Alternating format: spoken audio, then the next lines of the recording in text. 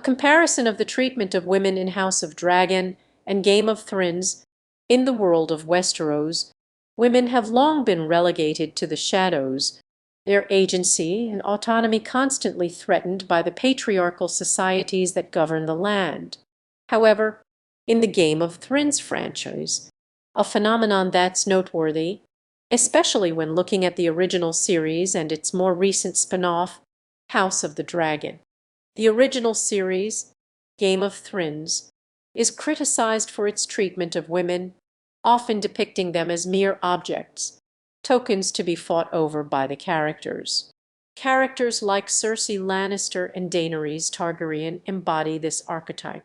While these characters have agency and drive the plot forward, their motivations are often tied to their relationships with the men in their lives. House of the Dragon, based on the book Fire and Blood, presents a more nuanced view of women in Westeros. The show's matriarch, Rhaenyra Targaryen, daughter of Viserys and Alicent, is the central character. She represents a complex and multifaceted woman whose agency is not tied to the men in her life.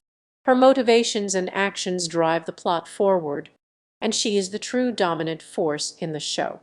Rhaenyra's arc serves as a refutation to the traditional femme fatale narrative present in Game of Thrones.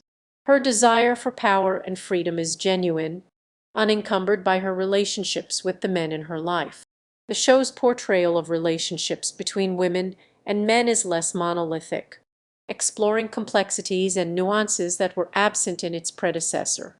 Treatment of men in the show is also noteworthy. In House of the Dragon, the males are not the central figures, taking a backseat to their female counterparts. The roles they play often tend to be reactive, responding to the men and the women around them.